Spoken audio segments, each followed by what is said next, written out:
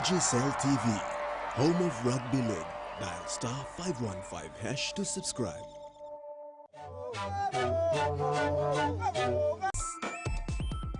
The TVWAN News is proudly brought to you by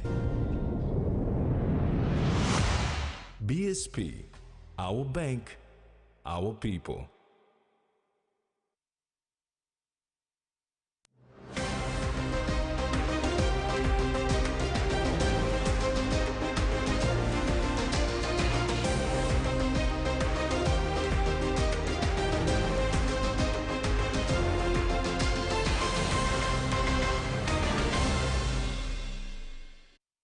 Hello and welcome. This is TVWAN News. I'm Tracy Pa.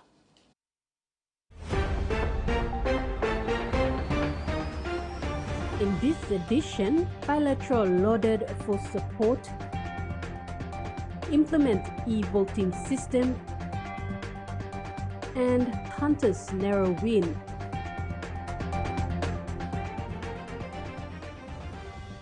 In the plight of the Enga landslide, Papua New Guinea had received a great wave of support from bilateral partners in humanitarian aid and financial package for the affected communities. Prime Minister James Marape thanked relief agencies and partner nations for their immediate support and aid response. Meanwhile, the national government has committed 20 million kina to assist recovery efforts, with PM Marape further committing to work with the Enga provincial government on an evaluation plan to move over 70,000 affected people out of the disaster zone to a temporary location, while permanent resettlement is being worked out for the victims. The Prime Minister clarified that the disaster zone area is still unstable, according to geotechnical assessment jointly carried out by the New Zealand and Australian Defence Force through the PNG Disaster Office. The Waigani National Court has ordered the Papua New Guinea Electoral Commission to consider by August 5th, 2024, the implementation of an appropriate electronic voter and e-counting system. Deputy Chief Justice Emba Kandakasi made this order under Section 50 of the Constitution, pursuant to Section 57, to enforce the citizens' right to a fair and just voting system. Justice Kandakasi ordered the EC to implement the directive under Section 71 and Section 68 of the Electoral Law and National Elections Regulations 2007. He then ordered that the EC must produce a strategic plan that outlines the milestones to be achieved with a relevant time frame to commence in September 2024 and end in September 2026, with funds required for each phase. He also ordered that CCTVs must be implemented in all counting venues. Kandakasi made this submission after declaring the election of Kundiawa Gembog MP Mugua Dilu null and void, and ordered a recount of the votes within 30 days starting effectively on Thursday 6th June, and ordered a recount of the votes within 30 days starting effectively on Thursday 6th June. It was before the court that Kandakasi made this decision after evidence on CCTV footage showing foul play by Dilu's scrutineers. He said people's rights have been affected by the court voting system in the country, where there is no updated common roll, hijacking of ballot boxes, and problems of scrutineers. Therefore, the Deputy Chief Justice said the implementation of an effective electronic system will ensure people's rights are protected and that they choose the right leader without being intimidated by the failed voting system. Central Provincial Police Commander Senior Inspector Joseph Saleh says an adult male suspect was arrested and charged for allegedly attempting to rape a female victim at Berena, Kairuku district in the Central Province. PPC Saleh said the suspect was arrested and charged with one count of attempt rape under Section 343 of the PNG Criminal Code Act. Police alleged that on May 3rd, 2024, between 3 p.m. and 4 p.m. at the Berena station, the suspect attempted to rape the victim while she was under the influence of alcohol and intoxicated. The victim reported the incident to the police, And following a report, police apprehended the suspect. Saleh said the suspect was transported to the Criminal Investigation Division at the Central Office, where he was formally arrested and charged. The suspect is now detained at the Barako Metro Cell awaiting his court appearances. TVWAN News continues when we come back. Stay tuned.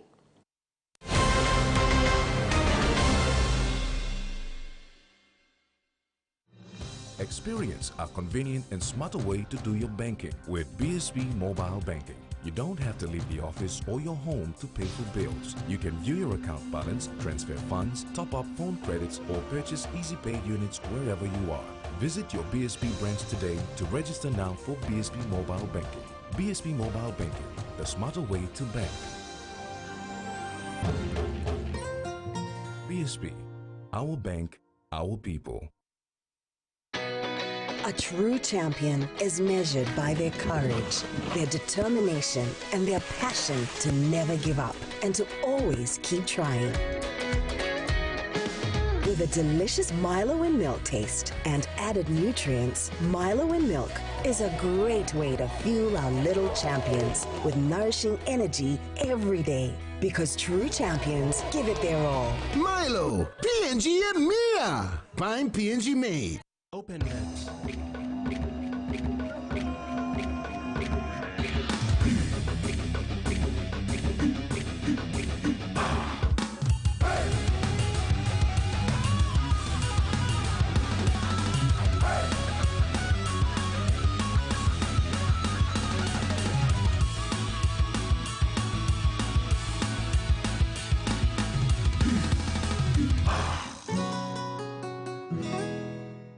He says the best Hunters players come from his region.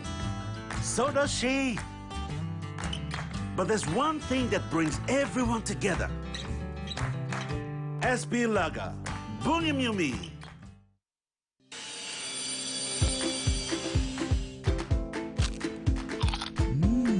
Right across the nation, we eat snacks crackers.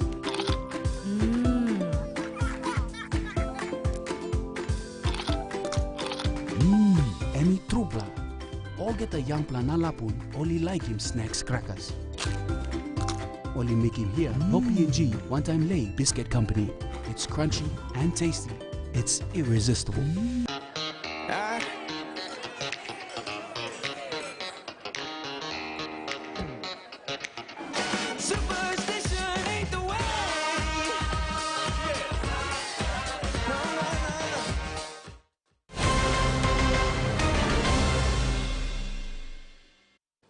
Welcome back to Overseas News. The rain might have eased off, but the effects of this week's big downpour are still being felt in and around Sydney.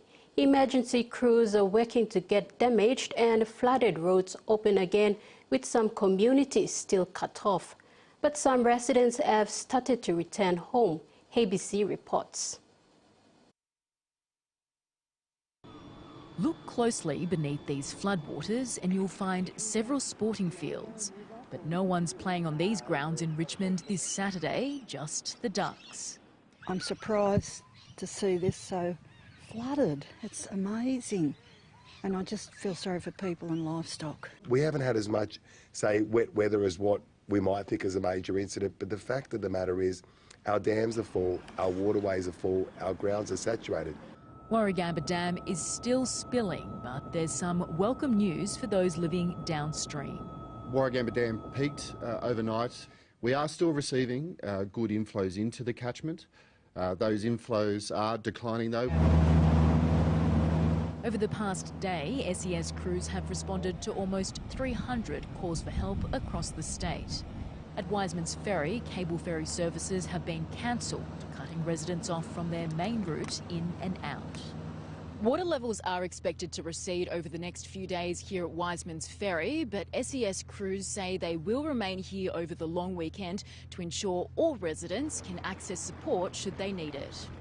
We've got crews on the water and crews based in local community centres. A day after copping the worst drenching in the state, the Illawarra and South Coast are now in clean-up mode. Several roads are still closed, including this one where a sinkhole has opened up. Obviously we've had potholes before, but to see it just absolutely sink away, and this is a bridge that we've been relying on as an access point, so it's absolutely terrifying. Although it's not all bad news for those on the road this long weekend. Where else would you get water views in a car park?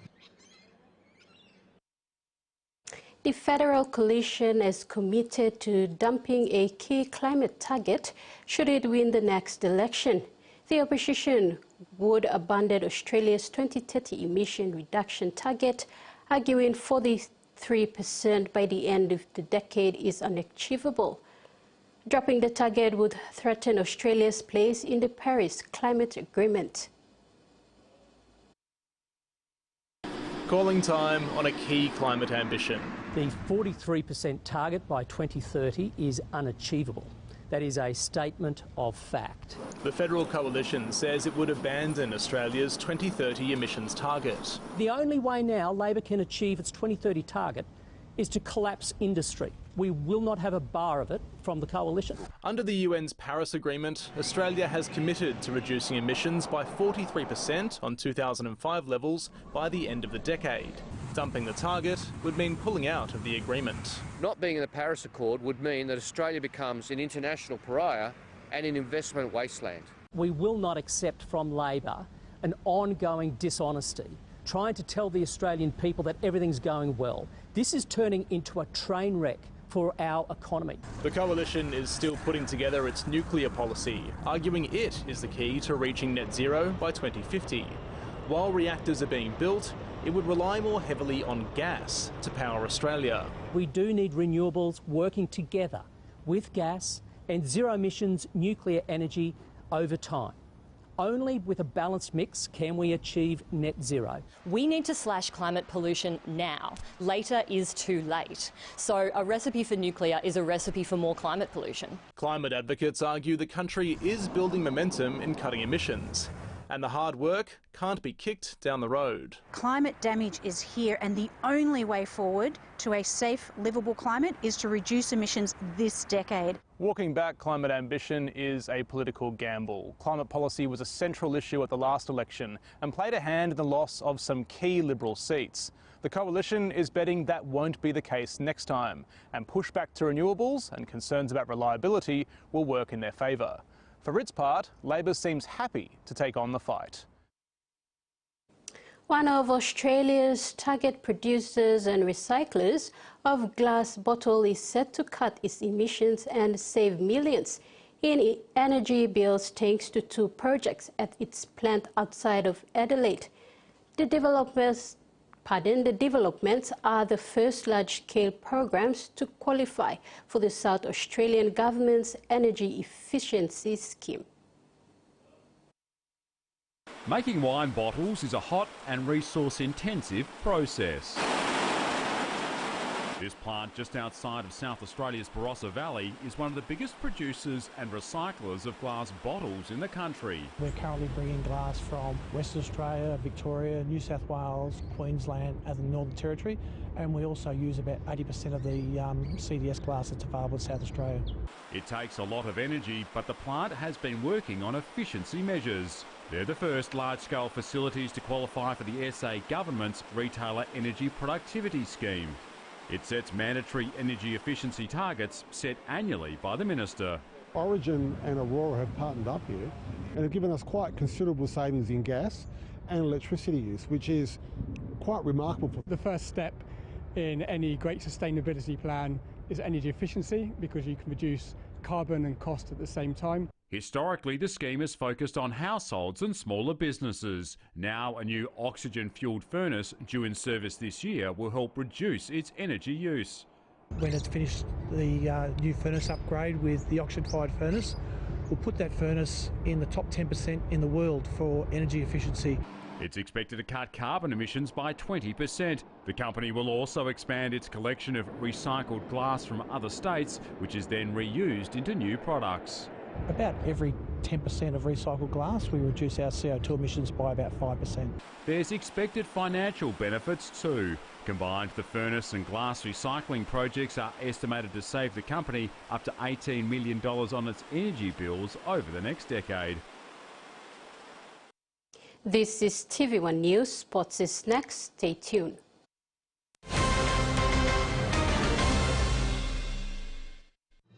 Experience a convenient and smarter way to do your banking with BSB Mobile Banking. You don't have to leave the office or your home to pay for bills. You can view your account balance, transfer funds, top up phone credits, or purchase Easy Pay units wherever you are. Visit your BSB branch today to register now for BSB Mobile Banking. BSB Mobile Banking, the smarter way to bank.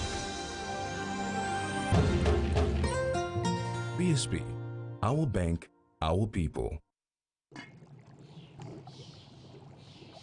Hiya, Mama. You wait then, but me add him special flavor.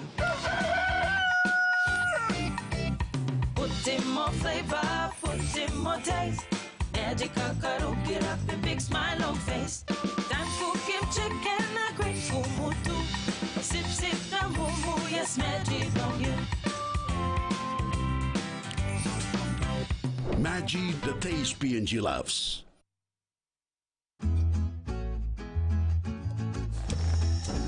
Papua New Guinea. We love a reason for a family gathering. A reason to play. A reason to ignite the flame. A reason to cook the best with the best. Flame Oil, now PNG made for PNG cooking. Flame Oil, winning taste. Enjoy life when we work together, making happy memories that last forever. Karen, Coke, Young, or Roll, the scale rice family meal with talk. We'll bring out the smiles, cause it's a favorite by miles. Seni Sigola, scale rice, low scale price. Seni Sigola, scale rice, low scale price. But you like him? Hardware House is more than just a store. It is where quality meets affordability, where culture is proudly celebrated. Spanning 9 provinces, we pride ourselves in offering top-notch customer support and services. We're more than just a store. We're more than a brand. We are Hardware House.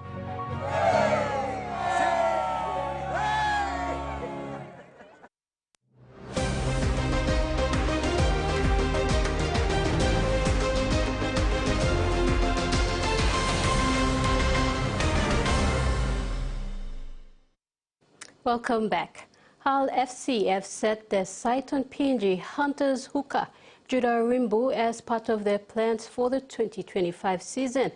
The Super League have identified the Hunters hooker as a recruitment target and are working on a deal to bring him to England next season.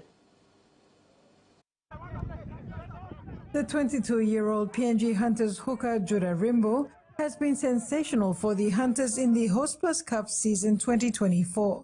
Not only this year, his form of last year was excellent, earning him PNG Kumul's debut in the Pacific Bowl Championship. During the Pacific Bowl Championship tournament, he was used in rotation with Lay Leopards star hooker Edwin Ipape. He did a fantastic job at the international level and would be a handy recruit for Hull FC. The Super League Football Club also have the other Super League and Australian National Rugby League players on their radar for the hooker position. A few NRL names circling around for the position include North Queensland Cowboys 200-game veteran Jake Granville, Manly Sea Eagles Goran Chan Kam Tong, and Canberra Raiders Zach Woolford. The PNG Hunters pocket dynamo Rimbu trained with the Dolphins in the 2024 pre-season under the Rugby League super coach Wayne Bennett. This, along with having played for Kumuls and being a pivotal member of the Hunters team, puts him in the position for consideration. He is a prolific ball-running dummy half. He currently tops the charts in the Queensland Cup competition this year for Scouts. He has been a standout star for the Hunters this year, scoring 6 tries and producing 2 assists, including a hat-trick against Ipswich Jets last month. Defensively, he has averaged almost 28 tackles per game with a success rate of 94.7%. Should he move to Hull FC, would be joining fellow PNG player Trey Stewart, who has signed with the club for 2025 season, Sydney Roosters enforcer Jared Warrior-Hargreaves, and Newcastle Knights Jed Cartwright. Carol Kidu Jr., TV1 Sports. Corporate volleyball tournament nears final as the 2023 Cup finalists take center stage to go back-to-back in the tournament. The newcomers to the tournament, Parliament House and #1 Trophy, are also in great form heading into the finals. The corporate volleyball competition in Port Moresby is in its final round of the tournament. It was another day of exciting exchanges at the volleyball courts at the Taurama Aquatic Centre today. There were some interesting showdowns from the competition heavyweights in both men's and women's divisions. Tournament Vice President Henry Aika is holding the cup holders in the men's division and CDC in high regard, including the tournament runners-up last year. They are at the moment leading their polls as well, so we are looking at them to make a comeback into the grand final again. But they have other teams that have been thereabouts. We have the runner-up from last year, which is Denton's Lawyers, so Denton is also doing good. And Parliament House and #1 Trophy Limited are a few of the teams showing a lot of promising signs so far in the competition, in both men and women's divisions. Vice President Aika believes that if there is any team in the competition to cause an upset, it would be any one of those teams. But they have other teams that have been thereabouts. We have from the pool D, we have National Parliament, and they have both men and women in the top of the pools. So we're looking at the Parliament House to make a little bit of difference to the competition this year. Meanwhile, today was also a corporate boot day where corporate organizations came to the Taurama Aquatic Centre and set up their stalls and get acquainted. Rex Little, TV1 Sports. The South Pacific Media Pool competition witnessed another hectic day of competition on Saturday at the Lamana Hotel in Port Moresby. The competition saw some upsets and dominating teams scrambling to the underdogs, while others fought hard to stay in the game. Speaking of survival, Team PX Dreamliners, who had been struggling at the bottom of the ladder, were released from bondage against Naris Finance for their first taste of victory in the best-of-7 frame match. In the first singles frame, Hili Kave opened the terminal with a victory before Naris Finance fought back, winning the second and third frames, respectively. Captain of Team PX, Rinagi Amini, brought confidence back into the winner's circle by winning his frame, and that made way for the team in doubles frame to finish in style, beating Naris Finance 4-3.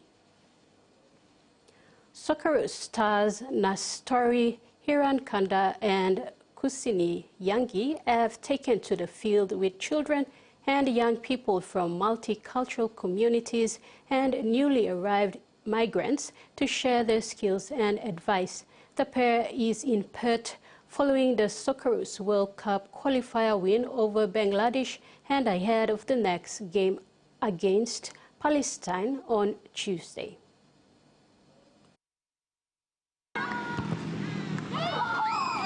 Putting on a show for the kids. Very, very special guests here. I want to introduce them to you.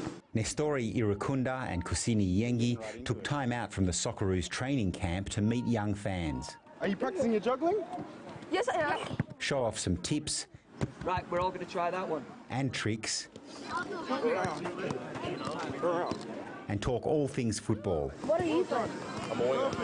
Same, I'm a winger. It's part of a program to support young people newly settled in Australia and from multicultural communities. It's something both Socceroos can relate to.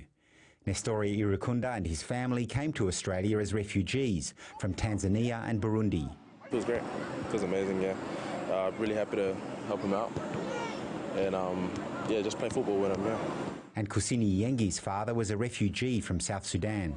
It's great to see so many kids coming out here and, playing football and showing their passion for the game, coming from different backgrounds and different ethnicities. It's great. Football is a game that brings everyone together. This week's win against Bangladesh was Irakunda's debut for the Socceroos, where Kusini Yengi scored one of Australia's 2 goals. Irakunda cut his teeth at Adelaide United in spectacular style, but he's been snapped up by Germany's Bayern Munich, a dream come true.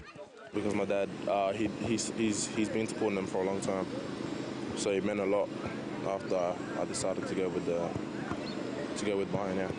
He started preparing. Dankeschön, Guten Morgen, Guten Tag, Guten Tag. I thought you said you don't do skills. I don't do skills. Why are you doing that? He caught me. But the players of tomorrow are still keeping him on his toes. This ends the sports segment, and now the weather focused.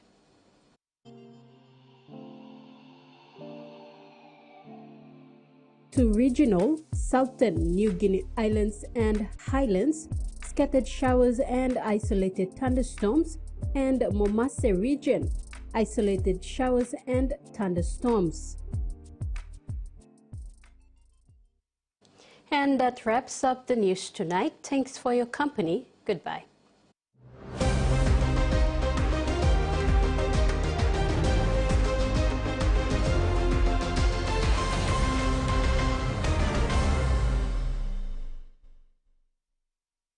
The TVWAN News was proudly brought to you by